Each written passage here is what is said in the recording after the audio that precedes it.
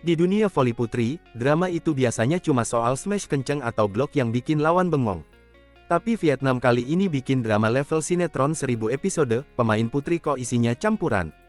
Lah ini tim nasional atau tim gado-gado? Dari awal udah mencurigakan, ternyata ada yang nyelundup statusnya. Ibarat main Uno tapi bawa kartu remi, mereka nyolong start dari babak penyisihan. Begitu ketahuan, langsung bikin geger satu dunia. Pemainnya bukan cuma sekadar salah kostum, tapi salah jenis kelamin. Waduh, ini mah smash bukan kena bola, tapi kena hati netizen seluruh dunia. Media Eropa sampai angkat alis tinggi-tinggi ngeliat ulah Vietnam. Skandal ini meledak di Piala Dunia Voli U21 2025 Putri, bikin seluruh penggemar geleng-geleng kepala. Ya, ternyata sejak babak penyisihan, Vietnam udah nurunin pemain yang nggak memenuhi syarat. Pemainnya, ada yang ternyata laki-laki, bro. FIVB pun langsung turun tangan. Mereka ngeluarin pernyataan resmi kalau Vietnam terbukti melakukan pelanggaran setelah investigasi serius. Tapi FIVB nggak langsung blak-blakan nyebutin nama pelaku di awal. Mereka cuma ngumumin ada 2 pemain yang absen misterius di laga terakhir fase penyisihan Pool A.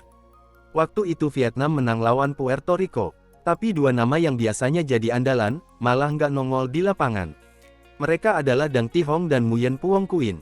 Alasannya, lagi disuruh FIVB tes urin dan diambil sampel darah. Publik langsung ngeh, oh berarti yang dimaksud pemain ilegal itu 2 orang ini. Namanya langsung jadi trending di media sosial Asia Tenggara. Dang Thi Hong bukan pemain sembarangan. Dia adalah kapten sekaligus outside hitter utama Vietnam. Sementara Nguyen Phuong Quynh pegang posisi middle blocker. Dua-duanya kunci permainan Vietnam dari awal turnamen. Sayangnya, ternyata kunci ini malah nyolong dari rumah tetangga. Bikin pintu kemenangan Vietnam kebuka curang. Akhirnya, FIVB nggak banyak mikir lagi. Mereka coret Vietnam dari persaingan 16 besar. Padahal Vietnam awalnya udah melaju mulus. Mereka duduk di posisi kedua klasemen Pool A dengan 12 poin. Poin itu didapat dari kemenangan lawan Indonesia, Serbia, dan Kanada. Tapi semua poin langsung hangus gara-gara ulah 2 pemain itu. Kemenangan yang tadinya manis jadi pahit, kayak kopi tanpa gula. Dan nggak ada drama VAR yang bisa nyelamatin mereka. Efeknya langsung kerasa di klasemen. Timnas voli putri U21 Indonesia dapat durian runtuh. Yang tadinya ada di posisi kelima, Indonesia naik ke peringkat ketiga. Artinya, Junaida Santi dan kawan-kawan otomatis lolos 16 besar. Fans Indonesia langsung pesta. Dari yang udah nyiapin tisu buat nangis, tiba-tiba jadi nyiapin kembang api. Sementara itu, fans Vietnam di medsos kebanyakan diem 1000 bahasa. Mungkin lagi nyari alasan kenapa bisa kejadian beginian. Ada yang nyindir, mungkin ini strategi biar masuk Guinness World Records sebagai tim voli putri dengan gender paling beragam. Tapi yang jelas, buat FIVB ini bukan prestasi, tapi pelanggaran besar. Sekarang, nama Dang Thi Hong dan Nguyen Phuong Quynh udah keburu tercatat di buku sejarah. Sayangnya di bab khusus, skandal voli dunia 2025. Vietnam pun harus pulang kampung lebih cepat dari jadwal. Bukan karena kalah, tapi karena ketahuan, main curang. Dan publik cuma bisa bilang, lain kali mainlah sesuai aturan, jangan jadi tim gado-gado gender. Karena voli putri itu isinya, ya harus putri, bukan putri-putrian. Begitu kabar diskualifikasi ini keluar, suasana di arena Piala Dunia Voli U21 2025 langsung berubah. Yang tadinya rame tepuk tangan, mendadak rame ketikan jempol di Twitter dan Instagram. Komentar-komentar pedas bermunculan, mulai dari yang nyinyir halus, sampai yang nyolot tanpa filter. Ada yang bilang, ini bukan Piala Dunia Voli Putri, ini Piala Dunia Voli campur aduk. Ada juga yang nyeletuk, Vietnam bawa 2 abang, buat jagain net di depan. Bahkan, netizen Indonesia ikut bikin meme. Salah satunya gambar net voli diganti pagar besi, terus captionnya, biar abang-abang nggak lompat kelewat gampang. Pihak FIVB sendiri cukup kalem dalam menyampaikan sanksi. Mereka nggak mau drama terlalu panjang, yang penting masalah selesai.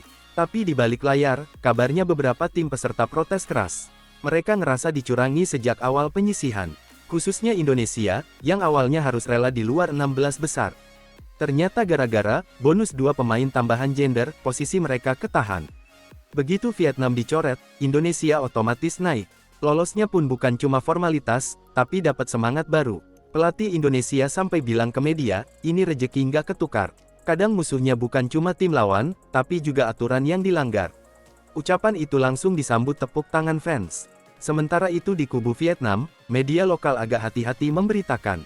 Mereka cenderung fokus ke ketidakhadiran pemain, daripada belak-belakan soal gender. Tapi ya percuma, berita udah mendunia. Susah nutupin skandal kalau semua mata udah ngelirik ke arah lo. Dua pemain yang terlibat pun belum muncul di publik sejak kabar itu pecah. Entah lagi istirahat, entah lagi ngadep pengurus tim buat klarifikasi. Yang jelas, nama mereka udah jadi bahan lelucon di forum-forum voli internasional.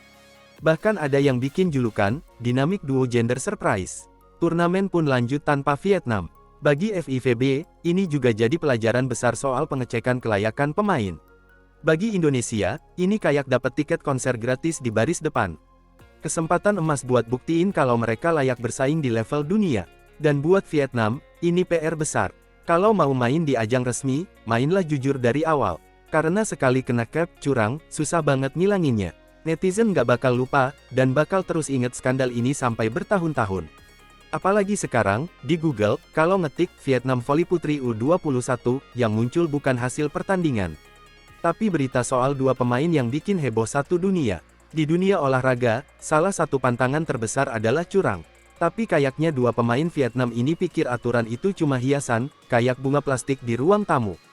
Dang Thi Hong dan Nguyen Phuong Quynh ini awalnya dieluk-elukan fans. Tapi sekarang, namanya jadi simbol kebohongan. Netizen sampai bilang, loh, ini kapten tim atau kapten drama. Ada juga yang nyeletuk, middle blocker kok kayak middle bouncer. Saking viralnya, foto mereka sekarang udah jadi bahan stiker WhatsApp. Captionnya, kalau nggak bisa menang, gantilah pemain. Wajah mereka yang tadinya jadi kebanggaan negara, sekarang malah jadi ikon kelakuan ngawur. Orang bilang, jangan main-main sama aturan, tapi mereka kayaknya main-main sambil joget. Bahkan ada fans luar negeri yang nulis di forum voli.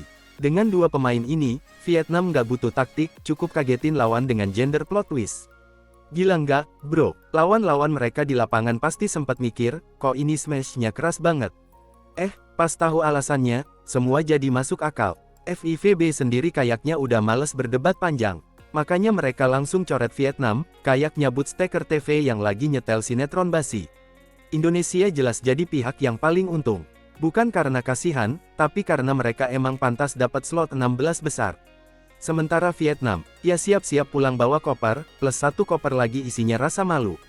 Bahkan mungkin mereka harus lewat pintu belakang biar nggak ketemu wartawan. Ada juga netizen yang bilang, lain kali jangan nyamar di voli, nyamarlah di lomba cosplay. Karena di sana, ganti karakter masih bisa dimaklumi. Buat dua pemain itu, prestasi di turnamen ini cuma satu. Bikin satu dunia ngomongin mereka bukan karena kehebatan main, tapi kehebatan nyolong aturan. Yang bikin miris, mereka ini posisinya kapten dan pemain inti. Artinya, mereka bukan cuma ngerusak nama sendiri, tapi nyeret seluruh tim ke jurang malu. Di Vietnam sana, mungkin manajemennya udah pusing 7 keliling. Mau ngebela gimana, faktanya udah jelas dan nggak bisa dipelintir. Kalau bahasa kasarnya, main lu jago, tapi otak lu bego. Karena nggak ada kemenangan yang sepadan dengan harga diri yang hilang. Sekarang, mereka bakal dikenang sebagai legenda. Tapi legenda kecurangan, bukan legenda voli. Dan buat tim-tim lain di masa depan, ini jadi contoh. Jangan pernah coba-coba bawa pemain yang nggak sesuai aturan. Karena kalau ketahuan, hukuman bukan cuma dihapus dari turnamen, tapi juga dicap seumur hidup sebagai simbol kebodohan olahraga.